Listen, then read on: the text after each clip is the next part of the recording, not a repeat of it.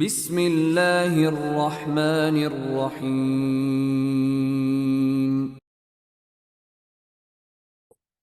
ونعوذ بالله من شرور أنفسنا ومن سيئات أعمالنا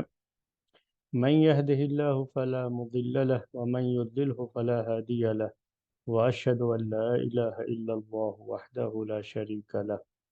وأشهد أن محمدا عبده ورسوله يا أيها الذين آمنوا اتقوا الله حق تقاته ولا تموتن إلا وأنتم مسلمون يا أيها الناس اتقوا ربكم الذي خلقكم من نفس واحدة وخلق منها زوجها وبث منهما رجالا كثيرا ونساء واتقوا الله الذي تساءلون به والأرحام إن الله كان عليكم رقيبا يا أيها الذين آمنوا اتقوا الله وقولوا قولا سديدا يصلح لكم أعمالكم ويغفر لكم ذنوبكم ومن يطع الله ورسوله فقد فاز فوزا عظيما أما بعد فإن خير الحديث كتاب الله وخير الهدي هدي محمد صلى الله عليه وسلم وشر الأمور محدثاتها وكل محدثة بدعة وكل بدعة ضلالة وكل ضلالة في النار. محترم بھائیوں اور معزز خواتین، پچھلے درس میں آپ کے سامنے بات آئی تھی لعان کے تعلق سے. شریعت کا ایک مسئلہ یہ بھی ہے، بلکہ ایک حل ہے. کبھی کبھی انسان بڑی پریشانی میں آ جاتا ہے، بڑی مصیبت میں آ جاتا ہے. اس کی مصیبت کی ایک شکل یہ ہوتی ہے کہ اپنی بیوی کے تعلق سے اگر وہ ایسا کچھ سنتا ہے یا اس نے دیکھ لیا ہے اپنی بیوی کو اس حالت میں کہ وہ کسی غیر مرد کے ساتھ تھی. ساتھ ہونے کا مطلب صرف ساتھ میں کہیں جا رہے تھے، کہیں سے آ رہے تھے، یہ مطلب نہیں ہے. ساتھ کا مطلب یہ ہے کہ شوہر اور بیوی کا جو تعلق ہوتا ہے، جسے ہم جمع کرنا کہتے ہیں، ہم بستری کرنا کہتے ہیں، یعنی جو شوہر اور بیوی کا خاص تعلق ہوتا ہے، وہ تعلق قائم ہوتے ہوئے مرد اور عورت کے درمیان جو ایک خاص تعلق ہے جنس کا، سیکس کا، وہ کرتے ہوئے اس نے دیکھ لیا، بالکل اسی حالت میں دیکھ لیا. تو ایسی صورت میں یہ اس کے لیے بڑا ہی مشکل مرحلہ ہوتا ہے. اور اگر وہ اس حالت میں کہیں جائے کہ پہلے ایک آدمی تو ہو گیا، 3 آدمی کو اور کہیں سے لائے اور 4 آدمی دیکھیں، پھر وہ گواہی دیں اور اس عورت پر زنا کی حد جاری کی جائے، تو ایسا ممکن نہیں ہوتا. ممکن نہیں ہوتا کیا مطلب ہے؟ یعنی اگر ایسا ہوا کہ وہ کہیں جائے پھر تب تک تو یہ فارغ ہو کر کے چلے جائیں گے، اپنا معاملہ حل ہو جائے گا، اور جیسے ہی اس کو دیکھیں گے ویسے ہی وہ الگ ہو جائیں گے. وہ سب مسائل ہیں جس کی وجہ سے ایک شوہر نہ تو اپنی بیوی کے اوپر اس زنا کو ثابت کر سکتا ہے چونکہ اکیلا ہے. اگر کہتا ہے تو بڑا جو ہے اس کو، چونکہ یہ زنا کا ایک الزام مانا جائے گا جب تک وہ ثابت نہ کر پائے، اور ثابت کرنے کے لیے 4 گواہ ہونا ضروری ہوتا ہے. تو اس کے اوپر حد جاری کی جاتی ہے جس کو حد قذف کہتے ہیں. یعنی کسی پر زنا کا الزام لگانے کی جو حد ہے شریعت میں، کوڑے جو لگائے جاتے ہیں وہ 80 کوڑے لگائے جاتے ہیں، وہ 80 کوڑے اس کو لگائے جائیں گے. اور اس پر خاموشی اختیار کر لے، یہ بھی بڑا مشکل ہے. عام لوگوں کے ساتھ تو ایسا ہے. یہ بات شاید میں نے کبھی ذکر کی ہو آپ کے سامنے، لیکن یہ چیزیں آگے چل کر کے کبھی جب اسلام میں جو سزائیں دی جاتی ہیں تو اسلام میں سزاؤں کا جو بیان ہے جس کو فقہ الجنایات کہا جاتا ہے عربی میں، وہ بات بھی آگے چل کر کے آئے گی. تو اس میں انشاءاللہ یہ سب چیز آئے گی کہ اسلام میں جو یہ چیز رکھی گئی ہے نا کہ حد قذف جاری کریں گے، یعنی الزام لگانے کی حد، اگرچہ کہ وہ سچا ہو لیکن وہ ثابت نہیں کر پایا ہے. تو جب آدمی کسی کو، مقصد کیا ہے اس کا کہ جب آدمی کسی عورت کو، کسی مرد کو اس حالت میں دیکھ لے تو اس کی پرائرٹی کیا ہونی چاہیے، یعنی پہلی ترجیح کیا ہونی چاہیے کہ اس کے اوپر پردہ کرے، کسی کے سامنے ذکر نہ کرے۔ میں نے آپ سے یہی کہا، اگر ذکر کرے گا اور ثابت نہیں کر پائے گا، اب وہ اکیلا دیکھا ہے تو ثابت کہاں سے کرے گا؟ جھوٹے گواہ تو لے کے آئے گا تو کوئی فائدہ نہیں، تو وہ قیامت کے دن تو الگ پکڑا جائے گا اس کے اوپر کہ جھوٹے گواہ لے کر کے آیا۔ تو اکیلے کی گواہی نہیں مانی جاتی ہے، اس میں دو کی بھی نہیں مانی جاتی ہے، چار ہونا ضروری ہے۔ مقصد کیا ہے؟ خاموشی اختیار کر دے اور اس پر پردہ ڈال دے، عزت پر پردہ ڈال دینا، لوگوں کی عزت بنی رہنا، یہ بہت اہم چیز ہے شریعت میں، اور عزت کا خیال رکھنا، اس کو شریعت نے بڑی اہمیت دی ہے۔ لیکن یہ مسئلہ اگر بیوی کا ہے، اس کی اپنی بیوی کا ہے نا، تو اب یہ کیسے خاموشی اختیار کر سکتا ہے؟ دوسروں کا ہو تو چلو ٹھیک ہے، کوئی بات نہیں، خاموشی اختیار کر لیں گے، ہم کچھ نہیں کہیں گے، ایسے بن جائے گا جیسے ہم نے کچھ دیکھا ہی نہیں ہے۔ تو یہی پریشانی جو تھی، اس کی وجہ سے وہ امیر اجلانی رضی اللہ تعالی عنہ نے آ کر کے اللہ کے رسول صلی اللہ علیہ وسلم کے سامنے بات رکھی کہ اگر شوہر کا معاملہ ہو تو وہ کیا کرے گا۔ اسی طریقے سے ایک دوسرے صحابی ہلال بن امیہ، انہوں نے بھی اپنی بیوی کے تعلق سے اللہ کے رسول صلی اللہ علیہ وسلم کے سامنے آ کر کے بات رکھی کہ انہوں نے اپنی بیوی کو، شخص کا نام بھی لیا، شریک بن سہمہ، ایک جو ہے شخص، وہ ان کے ساتھ انہوں نے اپنی بیوی کو اس حالت میں دیکھ لیا تھا۔ تو انہوں نے بھی اپنا معاملہ لا کر کے پیارے نبی صلی اللہ علیہ وسلم کے سامنے رکھا، تو اللہ کے رسول صلی اللہ علیہ وسلم نے لعان کر، تو وہی لعان کی بات پچھلے درس میں آپ کے سامنے آ گئی تھی، پوری کیفیت میں نے بیان کر دی تھی، اس کی شکل بیان کر دی تھی، قرآن میں ہی اس کا ذکر ہے، اس کی تفصیل ہے یہ۔ اور میں نے بتایا تھا کہ پہلے تو جو حاکم وقت ہے، قاضی ہے، جج ہے، جس کے پاس یہ معاملہ گیا ہے، وہ دونوں کو نصیحت کرے گا اور حق بات تسلیم کرنے کی نصیحت کرے گا، یعنی اگر واقعی عورت سے غلطی ہوئی ہے تو وہ اعتراف کر لے کہ ہاں میں نے زنا، یہ بدکاری مجھ سے ہو گئی ہے، یا شوہر نے اگر غلط بیانی سے کام لیا ہے تو وہ بیان کر دے کہ نہیں میں نے غلط بیانی سے کام لیا، ایسا نہیں ہے۔ تو پہلے تو نصیحت کی جائے گی، کوشش یہی کی جائے گی کہ اگر دونوں میں سے جو بھی جھوٹا ہے اپنے جھوٹ کا اعتراف کر لے اور معاملہ رفع دفع ہو جائے۔ اگر بیوی جو ہے اعتراف کر لیتی ہے تو اس کے اوپر تو حد جاری کی جائے گی، وہ رجم کی حد ہوتی ہے، یعنی پتھر مار کے ہلاک کرنے کی۔ شوہر اگر اعتراف کرتا ہے کہ نہیں میں نے جھوٹ کہا تھا تو اس کو 80 کوڑے لگائے جائیں گے، بس اتنی سی بات ہوتی ہے شوہر کے تعلق سے۔ اب اس کے بعد مسئلہ کیا آتا ہے؟ اگر نہیں، نصیحت کرنے کے باوجود بھی ان میں سے کسی نے بھی حق کا اعتراف نہیں کیا، تو لعان کی یہ عمل پیش آتا ہے، اور پہلے شوہر سے شروعات کی جاتی ہے۔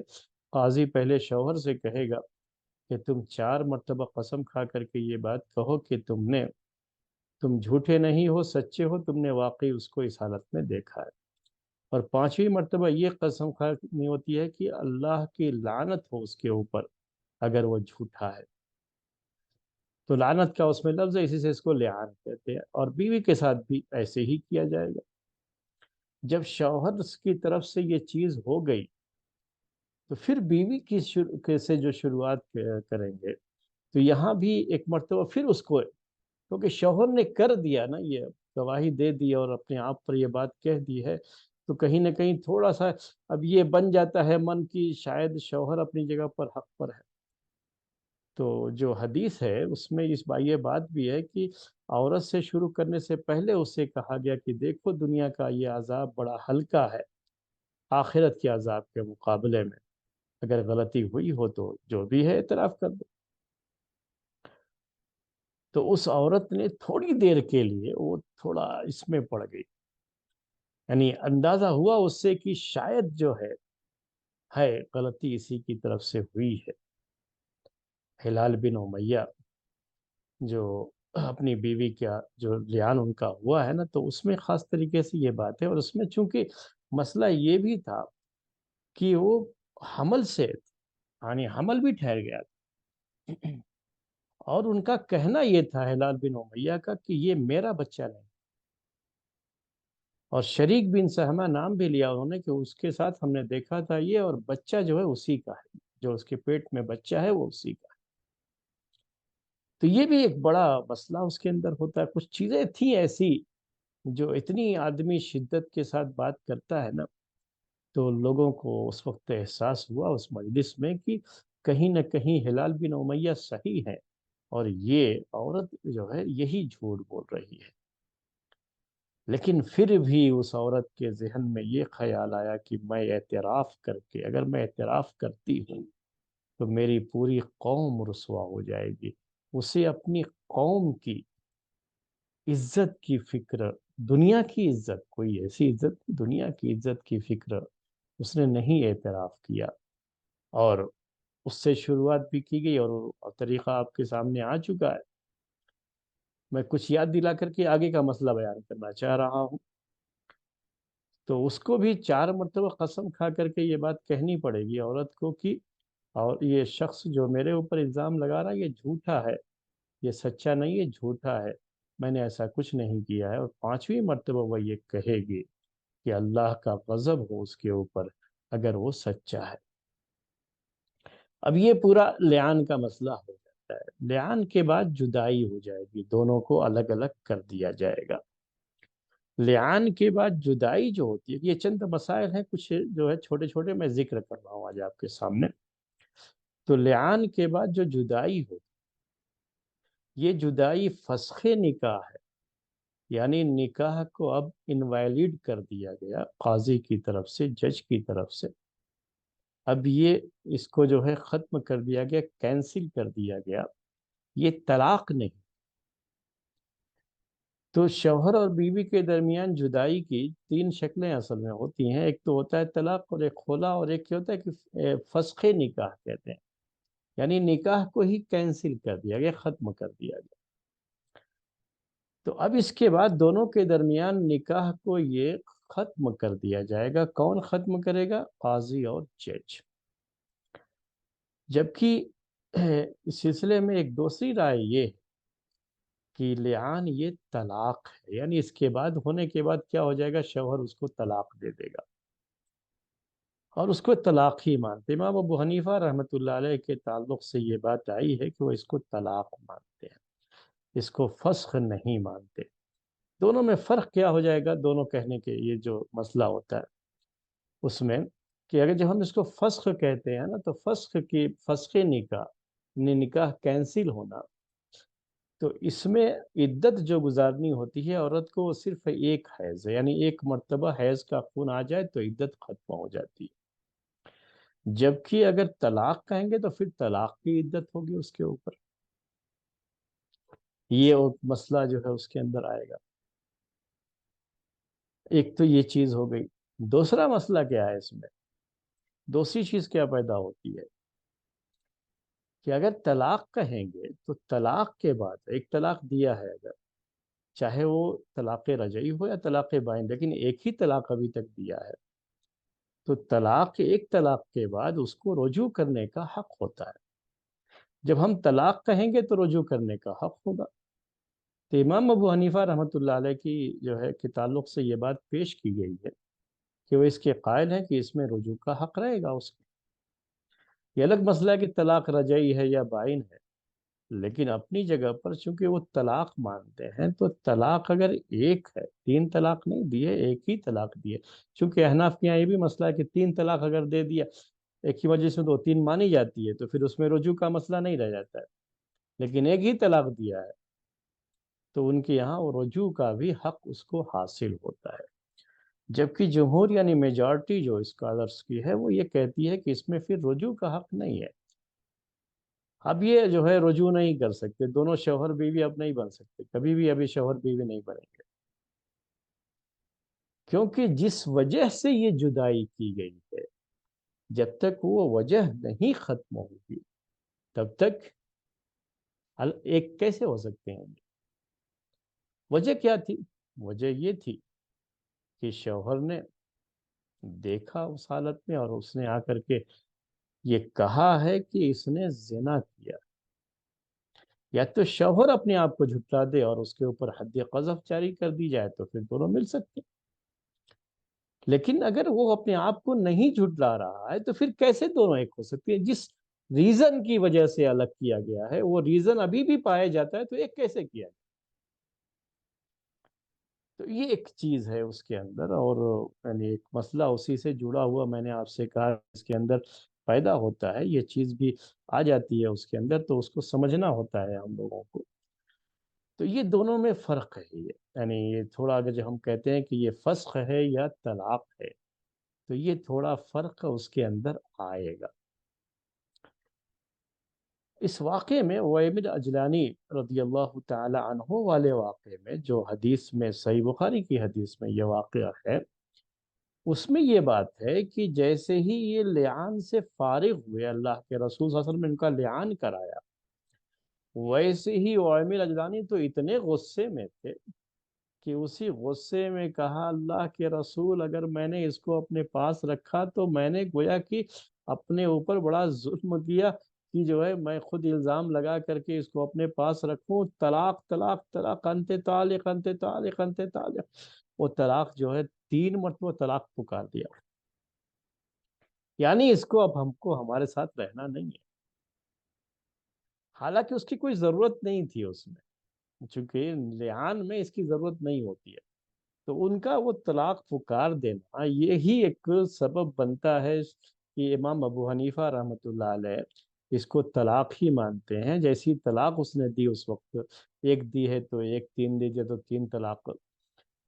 اس کے لحاظ سے وہ سوچتے ہیں۔ لیکن یہ انہوں نے جو ہے غصے میں آ کر کے اس وقت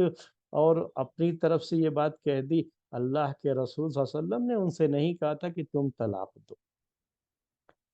یعنی اللہ کے رسول صلی اللہ علیہ وسلم کے حکم سے انہوں نے یہ نہیں کیا تھا، اس لیے کوئی شرعی مسئلہ نہیں تھا، اس میں طلاق کی ضرورت ہی نہیں تھی، لیکن ابھی ان کو یہ مسئلہ پتہ نہیں تھا، ابھی لوگ جو ہے چیزیں جو ہے آتی رہتی تھیں،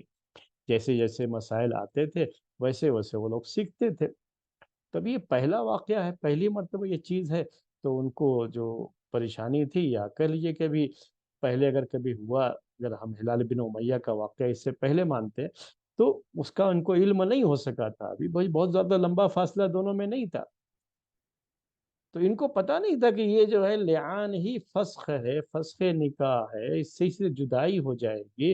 الگ سے طلاق کا مسئلہ ہی نہیں آتا ہے اس میں۔ تو یہ ایک چیز تھی، اور اس سے جو ہے انہوں نے طلاق لیکن پکارا تھا اس موقع، یہ مسئلہ ہوا تھا۔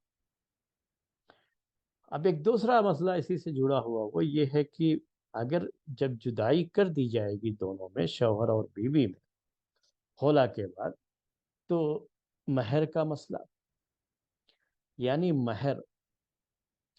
جو شوہر نے مہر دیا ہے تو کیا مہر یہ واپس کرنا ہوگا لڑکی کو؟ اب خلا میں تو واپس کرنا ہوتا ہے، تو یہاں پر بھی چونکہ غلطی تو اس کی طرف سے ہوئی ہے، اس نے بہرحال کسی اور کے ساتھ ایسا کر لیا ہے، شوہر نے دیکھ لیا، رنگے ہاتھوں پکڑ لیا، لا کر کے پیش کر دیا، تو شوہر کو شاید کہیں امید ہو اس میں کہ مہر بھی واپس ملے، میں نے جو دے رکھا ہے واپس ملے۔ عام طریقے سے مہر کا کی بات لوگ زیادہ کرتے نہیں ہیں، مہر کا مسئلہ زیادہ کب آتا ہے؟ جب مہر بہت زیادہ رکھا گیا، تھوڑا بہت مہر میں رکھ دیتے ہیں، تھوڑی بہت چیز رہتی ہے جو تو یعنی چند ہزار کا کچھ مسئلہ ہو تو اتنا کوئی سوچتا نہیں، کوئی سوال کرتا نہیں، لیکن ایسا بھی رہا ہے کہ مہر کبھی کبھی بہت زیادہ ہوتا ہے، پراپرٹی تک کو مہر میں رکھا گیا ہے۔ میں نے اس سے پہلے ایک واقعہ آپ کو خلا والے اس میں پیش کیا تھا کہ باقاعدہ باغ دیا تھا انہوں نے ایک جگہ مہر میں، تو کبھی یہ ہو سکتا ہے کہ مہر بہت زیادہ بھی، تو ایسی شکل میں یہ خیال آ سکتا، اور خاص طریقے سے جب شوہر بالکل 100% شیور بھی ہے اور اس سچا بھی ہے، اس نے دیکھا بھی ہے، اس کو لگتا ہے کہ چونکہ میں سچا ہوں، بیوی کی غلطی ہے تو میں نے جو مہر دیا ہے مجھے واپس ملنا چاہیے، تو صحابی نے اس موقع پر اللہ کے رسول صلی اللہ علیہ وسلم کے سامنے یہ بات رکھی کہ میرا مہر، میں نے جو دیا ہے مہر، تو اللہ کے رسول صلی اللہ علیہ وسلم نے کہا کہ نہیں، लिआन वाले मसले में यही है महर का हुक्म क्या है। अब ये सुन लीजिए कि लिआन के मसले में महर वापसी का मसला नहीं है। अल्लाह के रसूल सल्लल्लाहु अलैहि वसल्लम ने कहा उस सहाबी से, तो महर का मुतालबा कैसे कर सकते हो, उस पहले साथ में रह चुके हो। अगर तुम सच्चे हो और वो झूठी हो, अगर थोड़ी देर के लिए मान लीजिए कि ये तुम सच्चे हो वो झूठी है, तो इतने दिन तक तो साथ में रहे हो ना। इतने दिन में साथ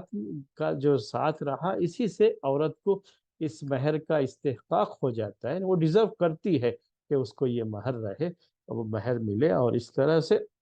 उसको वो महर मिल गया है। वो महर वापसी का मसला नहीं है। आपने जो है सहाबी से बहुत क्लियर अंदाज में ये बात कह दी, बिल्कुल कोई ऐसा भी, यानी बहुत ही वादे क्लियर कट जिसे आप कहते हैं, वो हदीस में उसका बयान है कि तुमको इसका कोई अब हक वापस लेने का नहीं है। कहा अगर तुम झूठे हो वो सच्ची, तो फिर तुम किसी भी लिहाज से तुमको हक ही नहीं बनता है। अगर सच्चे भी होते तब भी तुमको हक नहीं बनता है। झूठे का तो हो तो तुम तो कुछ कह ही भी नहीं सकते इसके बारे में। तो बड़ा लिआन के मसले में औरत को दिया गया महर शौहर वापस नहीं ले सकता। बात शक्लें हैं इसमें थोड़ी, यानी अगर और डिटेल में आप जाए कि अगर लिआन ये शौहर निकाह तो हुआ है लेकिन बीवी अभी तक अपने शौहर के घर नहीं आई है, जिसको आप रुखसती कहते हैं। हम लोग उर्दू में क्या कह लेते हैं, रुखसती कह लेते हैं। तो अभी बीवी अपने शौहर के घर नहीं आई है, सिर्फ निकाह हुआ है। निकाह से ही शौहर बीवी बन जाते हैं। यानी दोनों का अभी तक आपस में मिलना नहीं हुआ है, ऐसे भी कह लीजिए आप। दोनों की खलवत नहीं हुई है, एक साथ रहना नहीं हुआ है। और शौहर को कुछ ऐसा पता लगा या उसने कहीं देख लिया और उसके बाद उसने पेश कर दिया इस मामले को, लिआन की शक्ल पेश आ गई। तो ये एक मसला होता है शरीयत में। ये महर के मसाइल में बात आ चुकी है कि अगर शौहर का बीवी के साथ कोई ताल्लुक अभी नहीं रहा है, अभी रुखसती नहीं हुई है। रुखसती होना असल में ज़रूरी नहीं होता, ताल्लुक मेन चीज़ होती है। कभी ऐसा होता है कि जो है अब रुखसती भी नहीं हुई है लेकिन चूंकि शौहर और बीवी हैं, अब आजकल तो मोबाइल का ज़माना है, आपस में राब्ता कर लिया कि फलां होटल में आ जाओ, और दोनों जाकर के ठहर गए, किसी घर वालों को पता भी नहीं। ऐसा भी हो सकता है आज के दौर। तो यहाँ सिर्फ रुखसती की बात नहीं कर रहा हूँ मैं, मसला ये है इसमें कि वाकई दोनों अब तक नहीं मिले। जब ये मामला है तो शरीयत का हुक्म ये होता है, ऐसी सूरत में अगर शौहर तलाक दे देता है और वो बीवी से अभी तक नहीं मिला है, तो बीवी को सिर्फ आधा महर ही मिलता है। अगर महर निकाह के टाइम में दे दिया गया था तो फिर आधा महर वापस करना पड़ेगा। अगर नहीं दिया था तो आधा महर उसे देना है, पूरे महर का मसला नहीं आता है इसमें। तो यहाँ अगर ऐसा हुआ कि उसने, यानी खुला का मसला ये पेश आया और अभी तक रुखसती भी नहीं हुई थी, ऐसी कोई शक्ल हुई है, तो फिर क्या आधे महर का मसला आएगा। वहाँ एक चीज आती है, डिटेल में जाएंगे तो वहाँ एक मसला आता है कि जो है जैसे तलाक के बाद होता है कि अगर रुखसती ही नहीं हुई थी, दोनों का मिलना ही नहीं हुआ, तो महर आधा होता है। तो इस शक्ल में भी आधा महर अगर दिया है तो वापस करे, या नहीं दिया है तो आधा महर उसको दे दे, पूरा महर देने की जरूरत नहीं। एक चीज, एक सवाल जो है यहाँ पर आता है, वैसे आम तरीके से रुखसती से पहले ही ऐसी कोई चीज उसने देख ली हो और असलन बीवी को इस हालत में बिल्कुल देख लेना, ये खुद भी बहुत ही रेयर केस ही होता है।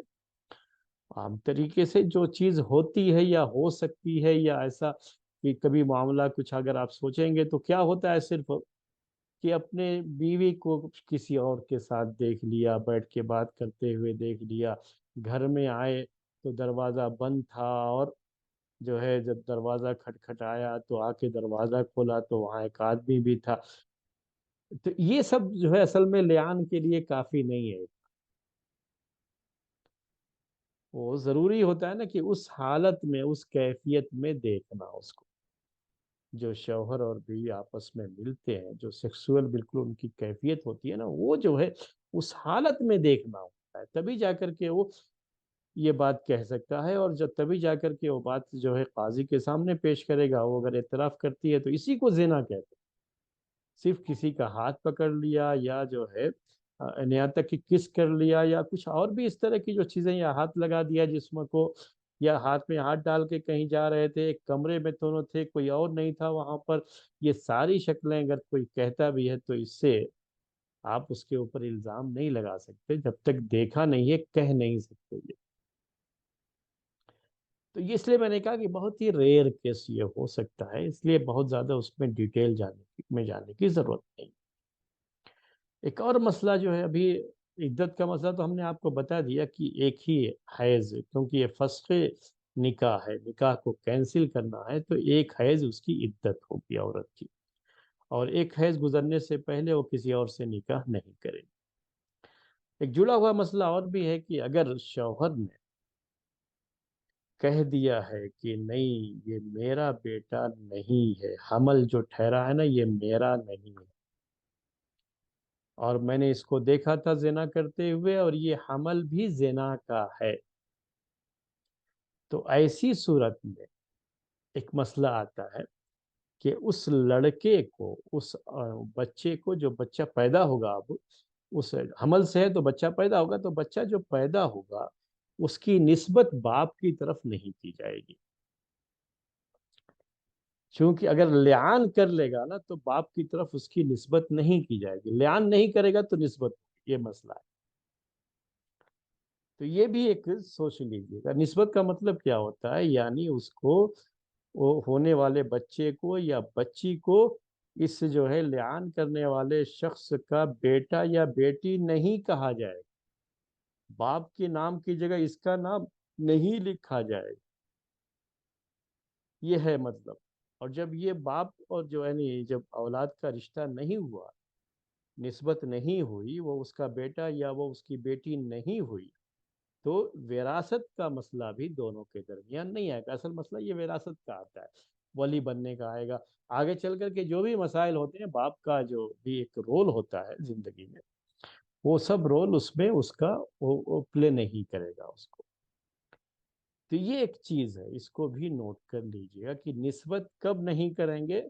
جب وہ لعان کر لے، باقاعدہ قاضی کے سامنے بیٹھ کر کے لعان کا مسئلہ ہوا ہے، تو لعان کے بعد، اور لعان میں اگر یہ کہے کہ یہ حمل میرا نہیں ہے، بچہ جو ہے پیٹ میں وہ میرا نہیں ہے، تو اس کی نسبت نہیں کی جائے گی اس کی طرف۔ بچہ جب پیدا ہوگا تو یہ بچہ اپنی ماں کا ہوگا۔ کیا مطلب اپنی ماں کا بچہ؟ ہم جو اردو میں محاورے میں بولتے ہیں وہ مطلب نہیں ہے میرے کہنے کا، مطلب یہ ہے کہ اس کی نسبت صرف ماں کی طرف کی جائے گی، اور اس ماں کا بیٹا وہ کہلائے گا۔ جیسے مان لیجیے نام اس کا اگر آپ نے رکھ دیا ہے کچھ، راشد نام رکھ دیا، اور جو ہے ماں کا نام فاطمہ ہے، تو کہیں گے راشد ابن فاطمہ، یعنی فاطمہ کا بیٹا راشد۔ اس کے باپ کے نام کے ساتھ اس کو نہیں جوڑا جائے گا، صرف ماں کے نام کے ساتھ جوڑا جائے گا، کیونکہ یہ زنا کا بچہ کہلاتا ہے اس وقت، اس لیے اور زنا کے بچوں میں باپ کی طرف نسبت نہیں کی جاتی ہے۔ لیکن اس کے لیے کنڈیشن کیا ہے وہ یاد رکھیے گا، کنڈیشن کیا ہے کہ وہ لعان کرے، لعان کے بعد ہی یہ چیز ہوگی۔ اگر وہ لعان کرنے کے لیے تیار نہیں ہے تو پھر وہ بچہ اسی کا مانا جائے گا، اور نسبت بھی اسی کی طرف کی جائے گی۔ اس سلسلے میں شریعت کا ایک بڑا جو ہے کلیئر کٹ رول ہے، ضابطہ ہے، کیا ہے کہ بچہ ہمیشہ اس کی نسبت اسی کی طرف کی جائے گی جو بستر والا ہے۔ یعنی اگر کسی لڑکی کی شادی ہو چکی ہے، اس کا شوہر ہے، وہ اپنے شوہر کے ساتھ رہتی ہے، تو جو بھی بچہ پیدا ہوگا وہ بچہ اسی شوہر کا مانا جائے گا، ہمیشہ اس کی نسبت اسی شوہر کی جائے گی، اسی شوہر کی طرف کی جائے گی۔ اگر شوہر صرف یہ ارے نہیں یہ میرا، یہ لگتا نہیں ہے کہ جو ہے تم میرے بیٹے ہو، کہیں پڑوسی کے تو نہیں ہو، وہ سب جو ہے نا کبھی وہ سنتے رہتے ہیں نا آپ جو اس طرح کی چیزیں، تو وہ سب نہیں مانا جاتا ہے اس میں، شریعت میں، ہماری شریعت میں بڑا جو ہے دو ٹوک جو ہے بالکل کلیئر کٹ، ہمیشہ نسبت جو ہے بچے کی کس کی طرف کی جائے گی؟ شوہر کی طرف، باپ اس کا وہی رہے گا۔ اگر وہ انکار کرتا ہے اور یہ کہتا ہے کہ یہ میرا نہیں ہے، یہ حمل میرا نہیں ہے، حمل کے ٹائم میں ہی اسے انکار کرنا ہوتا ہے اگر ایسا کچھ ہے تو، اور اسے یہ کہنا ہوگا جا کر کے قاضی کے سامنے، اور وہ بھی قاضی کے سامنے کہنے ہی کافی نہیں، لعان ہوگا تب جا کر کے یہ بات مانی جائے گی۔ اس کا مطلب یہ کہ واقعی یہ آدمی سیریس ہے اور یہ نہیں ہے اس کا، لعان سے پہلے تک یہ گنجائش نہیں، وہ بچہ اسی کا مانا جائے گا اور اسی کی طرف اس کی نسبت بھی کی جائے گی۔ سارے حقوق جو ہوتے ہیں، وہ بچہ یا وہ بچی جو بھی پیدا ہوتی، وہ ڈیزرو کرتی ہے کہ اپنے اس باپ سے اپنے سارے حقوق بھی حاصل کرے، میراث کے حقوق ہوں اور بھی دوسرے جو حقوق ہوتے ہیں وہ سب کے سب حاصل کریں۔ تو میں آپ سے یہ نسبت کی بات کہہ رہا، اس میں حدیث ہے الولد للفراش وللآخر الحجر، کہ جو بھی بچہ پیدا ہوگا وہ ہمیشہ اسی شوہر کا مانا جائے گا جس شوہر کے ساتھ یہ عورت رہ رہی ہے، اپنے شوہر کے ساتھ۔ تو جو بھی عورت اپنے شوہر کے ساتھ رہتی ہے، بچہ جب پیدا ہوتا ہے تو اس شوہر کی طرف ہی اس کی نسبت کی جائے گی۔ حمل کی بات ایک تو ہو گئی، اب بچہ پیدا ہو گیا، اس کے بعد کہتا ہے شکل دیکھ کر کے بچے کی کہ یہ بچہ میرا نہیں۔ کبھی بعض لوگ ایسا کر دیتے ہیں کہ بچے کی شکل دیکھ کر کے کیا کہہ رہے ہیں کہ یہ بچہ میرا نہیں۔ کبھی ایسا ہوتا ہے کہ بعض بچے اپنے ماں باپ کی شکل پر بالکل نہیں جاتے ہیں، کسی اور کی شکل پہ ہو۔ یہ رنگ کیوں لے کر کے بھی یہ مسئلہ کبھی آ جاتا ہے، یعنی کبھی مان لیجئے کہ باپ بھی گورا ہے، ماں بھی گوری ہے، یعنی شوہر بھی گورا ہے، بیوی بھی گوری ہے، لیکن بچہ کالا پیدا ہو۔ اب وہ دیکھ کر کے شوہر کے رونگٹے کھڑے ہیں، نہیں بھئی یہ میرا تو نہیں ہو سکتا۔ حمل کے ٹائم میں کچھ نہیں کہا اس نے کہ میرا حمل نہیں، بچہ پیدا ہونے کے بعد یہ کہ، یا بچے کے جو ناک، بچے کا ناک نقشہ ہے، ناک نقشہ ہم جو ہے نقش اور کہتے ہیں، یہ پورا شیپ جو ہے چہرے کا، باپ کا نہیں ہے، ماں کا بھی نہیں ہے، کیونکہ اب یہ شیپ کبھی باپ کا آتا ہے کبھی ماں کا آتا ہے، اور کسی اور شخص کا ہے، اور وہ شیپ دیکھنے کے بعد کہ یہ تو بچہ ہمارا کسی آدمی کے ساتھ بہت مشابہت رکھتا ہے، وہ یہ کہنا شروع کر دے کہ نہیں یہ میرا بچہ نہیں ہے، اس کے بعد یہ فلاں کا بچہ ہے، تو یہ کافی نہیں ہے، یہ کہنا نہیں ہے، شریعت میں اس کی گنجائش نہیں رکھی گئی ہے۔ کیا گنجائش ہے اس میں؟ بچہ جس کے بستر پر پیدا ہوا ہے، یا جس کے ساتھ رہتی تھی عورت، اسی کی طرف اس کی نسبت کی جائے گی۔ یہ رنگ کی وجہ سے، شکل کی وجہ سے بچے کو کسی کی طرف اس کی نسبت نہیں کی جا سکتی، اس سے نسب نہیں ثابت ہوتا ہے، اور کوئی انکار کر دے اس کی وجہ سے تو وہ بات نہیں مانی جاتی ہے۔ ایک مرتبہ ایسا ہوا پیارے نبی صلی اللہ علیہ وسلم کے زمانے میں، یہ صحیح حدیث ہے، کہ ایک شخص اس کا یعنی اس کے یہاں اولاد ہوئی، بچہ ہوا، تو وہ اس کی رنگ جو ہے نا بالکل الگ تھا، اس کے اپنے گھر والوں کا جو رنگ تھا، اس کا اپنا جو رنگ تھا، یا اس کی بیوی کا، اس سے بالکل الگ ہے۔ اس کو یقین ہی نہیں آ رہا تھا کہ میرا بیٹا،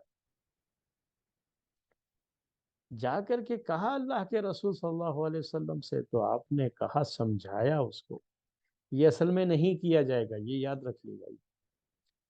یہ ہمیشہ نسبت باپ کی طرف ہی کی جائے گی اس مسئلے میں،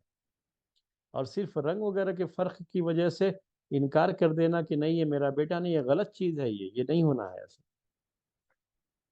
تو اب جو ہے اللہ کے رسول صلی اللہ علیہ وسلم نے مثال دے کر کے سمجھایا۔ مثال کیا دی؟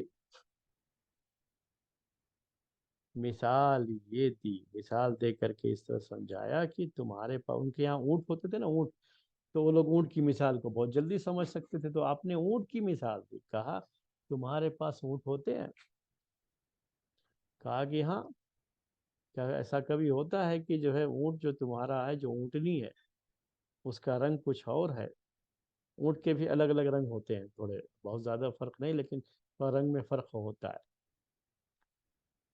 تو کہا کہ جو ہے بچہ کبھی ہوتا ہے جو اونٹنی کا، کبھی دیکھتے ہو کہ وہ جو ہے الگ ہوتا ہے؟ جو تمہارا اونٹ تھا، اونٹنی تھی، اس سے الگ ہے وہ رنگ کے لحاظ سے؟ ایسا ہوتا ہے؟ کہا کہ ہاں ہوتا ہے۔ کہا کہاں سے ہوتا ہے؟ کہا کہ وہ ان کی جو پہلے کی نسل ہوتی ہے نا، یعنی اس سے پہلے وہ باپ دادا کا جو مسئلہ ہوتا ہے، ہم انسانوں میں کہیں تو باپ دادا، جانوروں میں سمجھ لیجئے کہ وہ بھی ویسے ہی، تو اس میں کبھی کوئی اس رنگ کا رہا ہوگا، تو یہ جو ہے اس کا رنگ آ گیا ہے، اس کو کہتے ہیں وہ نسل سے وہ رنگ آیا ہے۔ تو کہا کہ جیسے تم وہاں مانتے ہو اس چیز کو اونٹ کے معاملے میں، ویسے ہی یہ انسانوں میں بھی ہوتا ہے کہ ابھی فی الحال جو شوہر اور بیوی ہیں دونوں کا رنگ ہو رہا ہے، لیکن شوہر اور بیوی میں سے کوئی بھی، جس جو ان کا خاندان ہے، اس میں کوئی پہلے ایسا کوئی شخص جس کا رنگ کالا تھا، تو یہ جو بچے کا رنگ آیا نا، اس کی وجہ سے آیا ہے، وہ پہلے جو باپ داداؤں میں سے کوئی کالا تھا تو وہ کالا رنگ آ گیا ہے، اسی نسل سے آیا ہوا ہے۔ تو یہ چیز انسانوں میں بھی ہوتی ہے، جانوروں میں بھی ہوتی ہے۔ تو اللہ کے رسول صلی اللہ علیہ وسلم نے سمجھایا یہ۔ بہت سے لوگ جو ہے اسامہ رضی اللہ تعالیٰ، اسامہ بن زید، ان کے تعلق سے بھی اس طرح کی باتیں جو ہے کر دیا کرتے تھے۔ تو یہ حدیث بھی پیش کی جاتی ہے باقاعدہ۔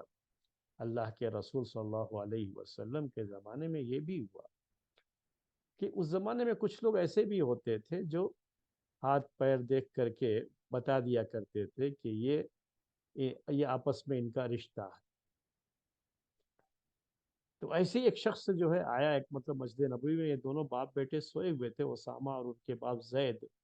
رضی اللہ تعالیٰ عنہ، ان کے پیر کھلے ہوئے تھے اور جسم ایسے ہی ڈھکا ہوا تھا۔ تو اس نے یہ کہا کہ یہ پیر اس کا دوسرے پیر سے دونوں کا تعلق ہے، یعنی ان کا رشتہ ہے آپس میں۔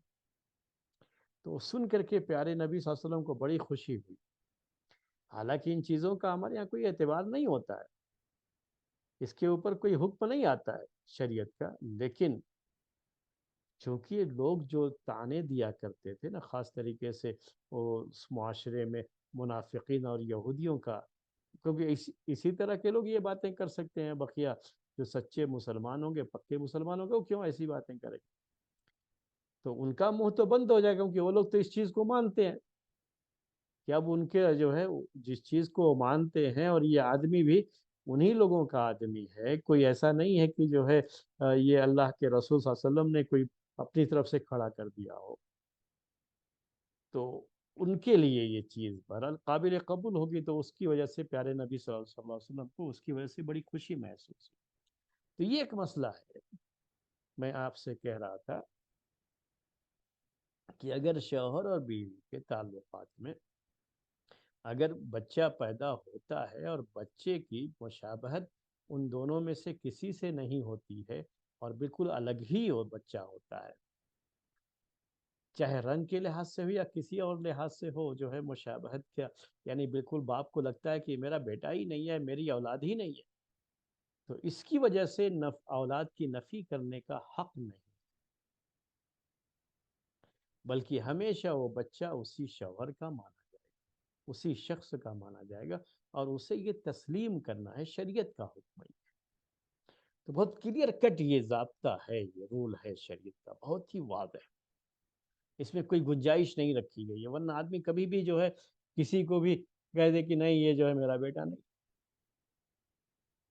کہ نہیں میری بیوی کا کسی سے تعلق رہا ہوگا، یہ میرا بیٹا نہیں ہو سکتا، یہ میری اولاد نہیں ہو سکتی، تو ایسے تو لوگ بہت زیادہ، بہت پریشانیاں آ جائیں گی نا اس کے بعد، اسی لیے بڑا اہم ضابطہ ہے یہ شریعت۔ اب یہاں ہو سکتا ہے کہ آپ میں سے کچھ لوگوں کے ذہن میں اس طرح کا سوال آ رہا ہو، آج کل کچھ جو نئی چیزیں ہیں، نئی ٹیکنالوجی ہے، تو ہم نئی ٹیکنالوجی سے کیوں نہیں فائدہ اٹھا لیتے اس میں؟ ہو سکتا ہے آپ میں سے کسی کے ذہن میں یہ سوال آ رہا ہو، تو یہ کچھ لیان سے جڑے ہوئے مسائل ہیں، وہ پیش کر رہا ہوں آپ کے ساتھ۔ جیسے اب یہی مسئلہ ہے کہ یہ بچہ اس کا ہے یا نہیں، وہ کہہ رہا نہیں میرا بچہ نہیں ہے، تو کیوں زبردستی اس کی طرف نسبت کی جائے؟ ڈی این اے جو ہے وہ ٹیسٹ کراؤ اس کا، تو یہ جائز نہیں ہے، یاد رکھیے گا۔ اس حالت کے لیے ڈی این اے ٹیسٹ کرانا جائز نہیں ہے،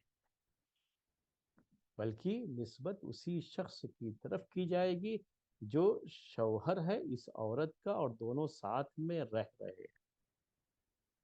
اس کے انکار کی صرف ایک شکل ہوتی ہے، حمل جو ہے جب ٹھہرا ہوا ہے اور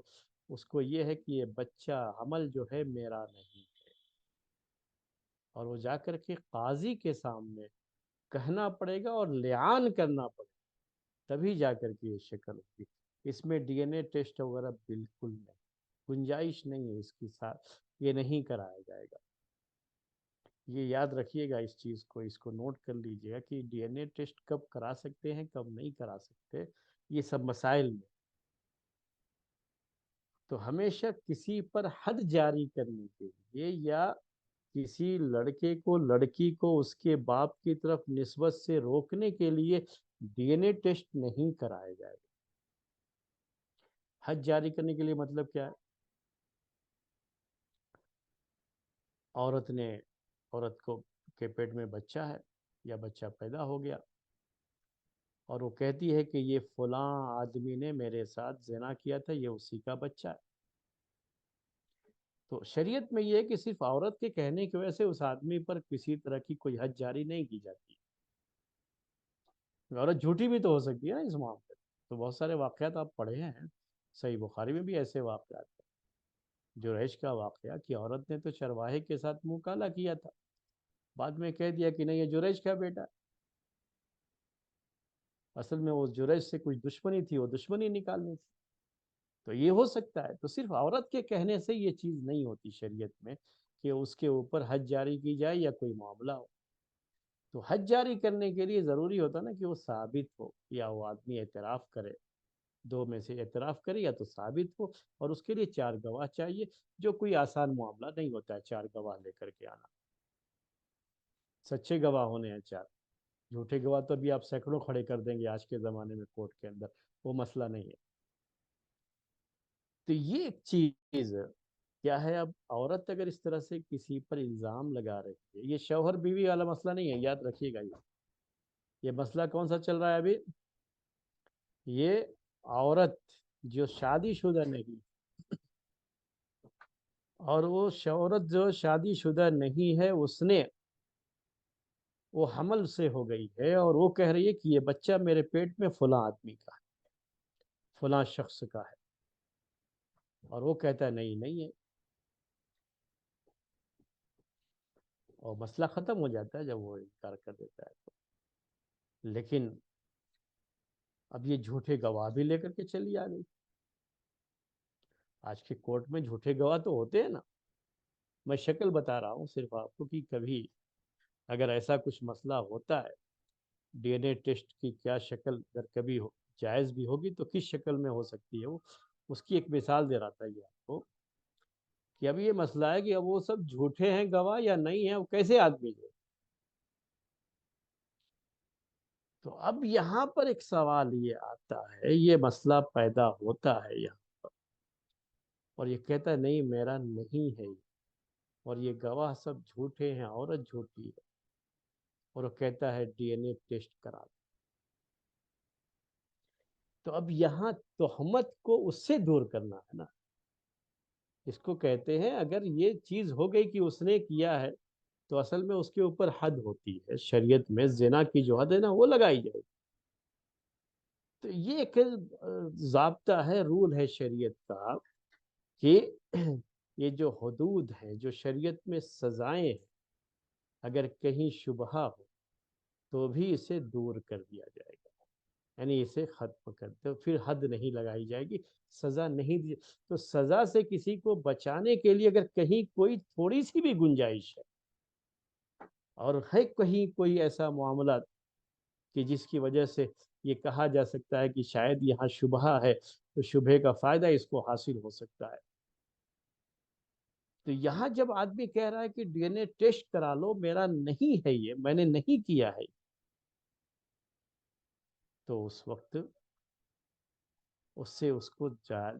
جو ہے چھٹکارا دینے کے لیے کہ اس کے اوپر حد نہ جاری کی جائے، اس سے بچانے کے لیے ڈی این اے ٹیسٹ کرائیں تو کوئی حرج نہیں۔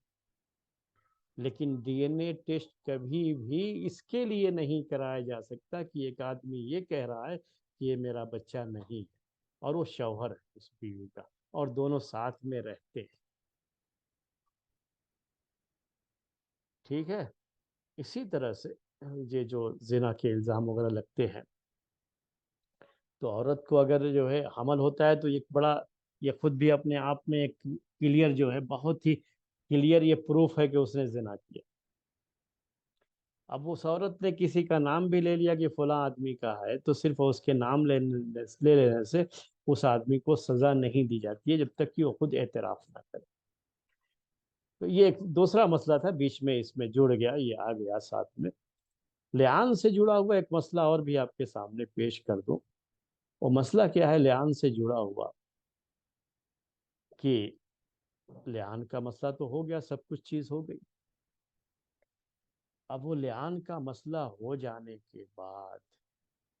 ساری چیزیں ہو جانے کے بعد، ہاں اس سے جڑا ہوا ایک مسئلہ کہہ رہا تھا میں، پہلے آپ کو پہلے وہ بیان کر دوں، ایک چھوٹا سا مسئلہ۔ آج کے دور میں کیا لعان ہو سکتا ہے؟ ہاں ہو سکتا ہے، جہاں اسلامی نظام ہے وہاں ہو سکتا ہے، لیکن اب میں ایک سوال کو تھوڑا سا اور بہت مختصر، بہت ہی جو ہے یعنی محدود کر دیتا ہوں، کہ ہمارے اس ملک میں، جس سماج و سوسائٹی میں ہم رہتے ہیں، یعنی ہمارے اس ملک میں جہاں کوئی اسلامی نظام قائم نہیں ہے، جہاں کوئی اسلامی جج نہیں ہے اور حاکم بھی اسلامی نہیں ہے، اسلامی سزائیں بھی نافذ نہیں کی جا سکتی، تو ایسی جگہ پہ کیا لعان ہو سکتا ہے؟ مجھے بعض جو ہے میرے شاگردوں نے بتایا کہ ہمارے اس ملک کے بعض علاقوں میں لوگوں نے باقاعدہ، بعض علماء نے وہاں مل کر کے لعان کرا دیا ہے۔ ایسا کچھ تھا، جو ہے شوہر کا کہنا تھا، اور بیوی انکار کر رہی تھی کہ نہیں یہ غلط کہہ رہا ہے، میرے اوپر الزام ہے، تو لعان کرایا باپ، اور لعان کرا کر کے دونوں کو الگ الگ کرایا۔ لیکن میں سمجھتا ہوں کہ اس ماحول میں لعان کا مسئلہ نہیں آنا ہے، اس میں کوئی حدیث بھی نہیں ہے، کوئی اس طرح کی چیز نہیں ہے، اجتہادی چیز ہو سکتی ہے کسی کی، اور میرا اجتہاد یہ کہتا ہے کہ نہیں، یہاں اس ماحول میں اس کی ضرورت ہی نہیں ہے لعان، کیونکہ لعان جو ہے کیوں رکھا گیا ہے یہ کہ اس کے ذریعے سے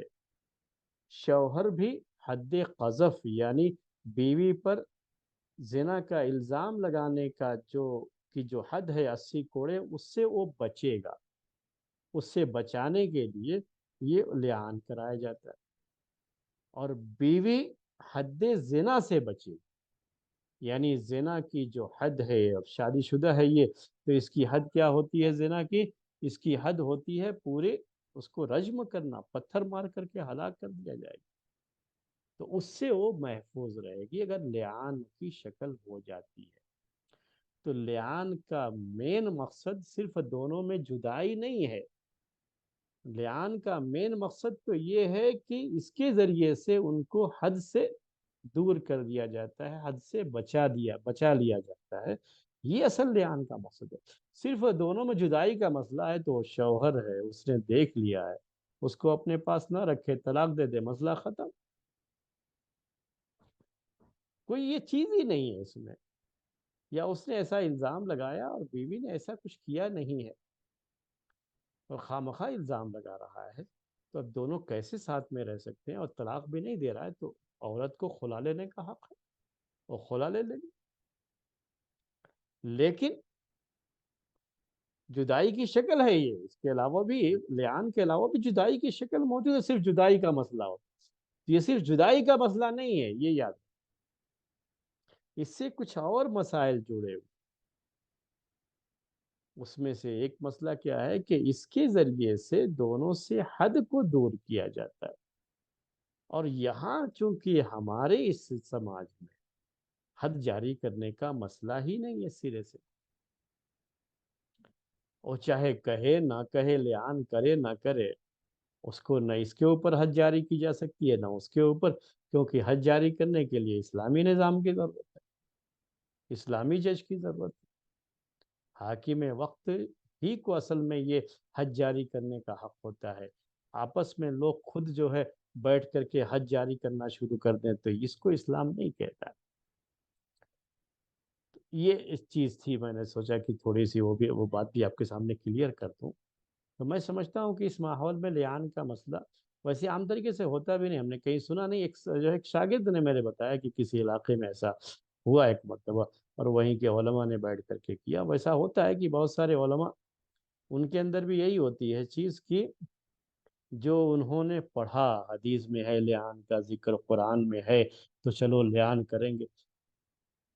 تو اس پہلو سے انہوں نے نہیں سوچا کہ یہ لیان اللہ کے رسول صلی اللہ علیہ وسلم کے سامنے کرایا گیا، آپ نے یہ لیان کرایا تھا،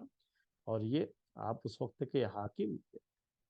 رسول تھے، حاکم تھے، اور آپ قاضی تھے، سارے چیزیں آپ کے ذریعے سے ہی ہوتی تھی، تو آپ نے کرایا تھا۔ یہ ایسا کچھ نہیں ہے کہ جو ہے اس کے بغیر بھی یہ چیز ہو سکتی ہے، لیان کا یہ مسئلہ ہو سکتا ہے۔ تو یہ چند باتیں تھیں لیان کے اس مسئلے سے جڑی ہوئی،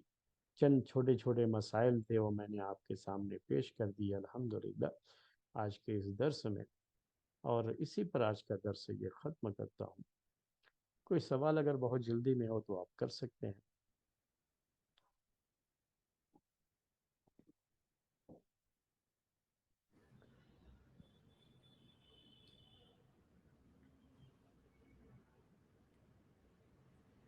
شیخ، اگر کیمرے پہ کچھ ریکارڈ ہوا ہے تو کیا اس کو بطور ثبوت پیش کر سکتے ہیں؟ ہاں، کیمرے کا ریکارڈ یہ کس حد تک اس کی مانیتا ہے، اس کو کس حد تک پروف مان سکتے ہیں، یہ اپنے آپ میں ایک بڑا مسئلہ ہے، ٹھیک ہے؟ کیونکہ کیمروں سے چھیڑخانی بھی کی جا سکتی ہے، اور بالکل اسی کیفیت میں وہیں پہ کیمرہ تھا، ویسا تھا، وہ کیمرے میں کچھ اس طرح سے حرکتیں کرتے ہوئے ملے، چیزیں ہوئی ہیں، تو وہ سب کافی نہیں ہے اصل، اور کیمرے کے ساتھ چھیڑخانی بھی کی جا سکتی ہے۔ اسی لیے کیمرے کا یہ پروف اتنا زیادہ ابھی تک تو میں جہاں تک سمجھتا ہوں شریعت کے لحاظ سے اس کو اتنا بڑا پروف نہیں مانا جاتا ہے، اور ہماری شریعت کے اندر یہ مسئلہ ہے کہ جہاں تک حدود ہیں، یہ سزائیں ہیں دنیا کی، جہاں تھوڑا بھی شبہ کچھ آتا ہے وہاں جو ہے اس کو پھر حد کو جاری نہیں کیا جاتا ہے، نافذ نہیں کیا جاتا ہے۔ جی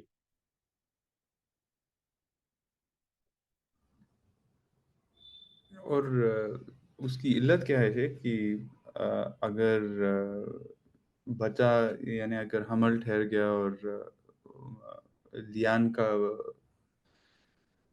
کی نوبت آ گئی، اور پھر جب بچہ پیدا ہو تو معلوم کر سکتے ہیں آج کے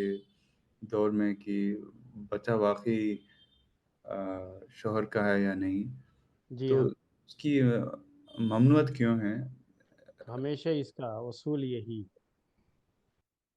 ضابطہ اس کا یہی ہے۔ اب جب لعان ہو گیا تو یہ مسئلہ ختم ہو گیا، پھر اب اس کے بارے میں کوئی اور چیز نہیں کر سکتے کہ ہاں یہ کیا ہے کیا ہے، اور وہ ڈی این اے ٹیسٹ نہیں کرائیں، اس کا جو ہے یہ چیز طے ہے۔ اب مسئلہ یہ ہے اس میں یہ کہ اسی حدیث میں یہ بات بھی ہے اصل کہ ہلال بن امیہ نے اپنی بیوی کو یہ جو ہے کے تعلق سے کہا تھا کہ شریک بن سہمہ نام بھی لیا تھا دوسرے صحابی کا جن کے ساتھ انہوں نے اپنی بیوی کو پکڑا تھا، نام بھی لیا تھا، اور اس کے بعد حمل بھی تھا، تو حمل کا کہا کہ یہ میرا نہیں ہے، اسی کا۔ اللہ کے رسول صلی اللہ علیہ وسلم نے کہا بھی صحابہ سے کہ دیکھنا کہ یہ بچہ کس کی شکل پہ پیدا ہو، اور یہ بچہ جب پیدا ہوا، پیدائش ہوئی، تو جس کا نام لیا تھا ہلال بن امیہ نے بالکل اسی کی شکل کا تھا۔ آپ کو بتا دوں میں اصل میں اس کے باوجود بھی بچے کی نسبت اس کی طرف نہیں کی گئی، شریک بن سہمان کی طرف، کیونکہ شریعت میں زنا سے نسبت جو ہے نہیں کی جاتی ہے، اسی لیے وہ اپنے باپ کی طرف ہی اس کی نسبت کی گئی۔ ہم کو یہ پتہ ہی نہیں لگانا ہے اس میں کہ یہ بچہ کس کا ہے کس کا نہیں ہے، وہ ڈی این اے ٹیسٹ کرانا شروع کریں کہ ہاں یہ فلاں کا بچہ ہے، اس سے ثابت بھی ہو گیا کہ فلاں کا بچہ ہے تو اس کی طرف نسبت نہیں کی جائے گی نا شریعت، وہ تو زنا کا بچہ ہے، زنا کے بچے کو کبھی بھی کسی کی طرف نسبت نہیں کی جاتی ہے، وہ صرف اپنی ماں کی طرف ہی اس کی نسبت ہوتی ہے بس۔ اب دوسرا مسئلہ اس شوہر کا تھا، تو وہ تو پہلے ہی لیان کر چکا نا، لیان کرنے کے بعد پھر نسبت نہیں کی جاتی، لیان میں اگر اس نے یہ جو ہے مینشن کر دیا کہ یہ میں نے اس کو یہ دیکھا اور یہ جو حمل بھی ہے یہ میرا نہیں، تو نسبت نہیں کی جاتی، پھر ڈی این اے کی ضرورت کیا ہے اس میں؟ اگر لیان نہیں کیا ہے اور اس کے بعد بچہ پیدا ہوا پھر کہنا شروع کر دیا کہ نہیں یہ میرا نہیں، تو اس وقت نہیں بات مانی جائے گی۔ اور چونکہ اس کی یہی شوہر تھا اور وہ بیوی تھی، اس کے بستر پر اس کی پیدائش ہوئی، بستر پر پیدائش کا مطلب جو ہے وہیں پر پیدا ہونا، ہاسپٹل میں ہو کہیں بھی پیدا ہو تو وہ اسی کا بچہ مانا جائے گا۔ جی جزاک اللہ خیر۔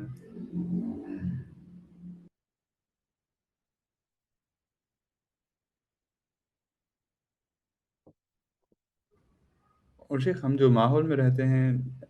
کسی کا سوال تھا کہ ہم جو ماحول میں رہتے ہیں تو اس میں کورٹ کے ذریعے اگر ڈائیورس دیں تو ایک مانا جائے گا یا تین بول کے؟ ڈائیورس کی کیفیت پر اس کو ڈیپینڈ کرتا ہے، اس میں کورٹس کا کوئی بھی رول نہیں ہے، چاہے آپ کسی بھی ماحول میں رہتے ہو، طلاق کے مسئلے میں کورٹ کا کوئی رول نہیں ہوتا ہے، یہ ہمیشہ یاد رکھیے۔ کورٹ کا رول کہاں آتا ہے؟ فسخ نکاح میں ہوتا ہے، فسخ میں نے بتایا آپ کو، کینسل جب نکاح کو کرنا ہوتا ہے نا، تو وہاں رول جو ہوتا ہے وہ کورٹ کا ہوتا ہے، جج کا ہوتا ہے۔ طلاق کے مسئلے میں اس کا کورٹ کا کوئی اس میں لینا دینا نہیں ہے۔ طلاق کیسے دیا ہے شوہر نے، ایک دیا ہے، کیسے دیا ہے وہ اس کے اوپر ڈیپینڈ ہے کہ ایک طلاق ہے یا ایک سے زیادہ ہے۔ اگر صرف اس میں طلاق مینشن ہے تو ایک ہی طلاق مانتے ہیں اس کو، ٹھیک ہے۔ ویسے بھی ہمارے یہاں یہ مسئلہ نہیں آتا ہے، وہ آپ سمجھتے ہیں کہ ہمارے یہاں تو ایک سے زیادہ طلاق تو ایک مرتبہ کی ہوتی ہی نہیں ہے نا، وہ تو ایک ہی مانیں گے نا کبھی بھی، ہاں یعنی کسی کا سوال تھا شیخ، میرا نہیں۔ ہاں، نہیں ٹھیک ہے، میں اس لیے بات بول رہا ہوں آپ کو یہ، تو اس کے لحاظ سے بھی جیسا اس میں مینشن کیا گیا ہوگا اس شوہر کی طرف سے کہ وہ کتنی طلاق دے رہا ہے، جو لوگ تین طلاق کو تین طلاق مانتے ہیں ان کے یہاں بھی وہ مینشن ہونا ضروری ہوگا پھر اس میں، لیکن صرف طلاق ہے اس کے اندر کہ میں طلاق دے رہا ہوں، ڈائیورس کے پیپر ہے صرف، تو اس میں ایک ہی طلاق ہوتی ہے، وہ کورٹ سے اس کا کوئی تعلق نہیں، کہنے کا مطلب یہ کہ کورٹ سے اس کا کوئی تعلق نہیں۔ ٹھیک ہے، بس کریں؟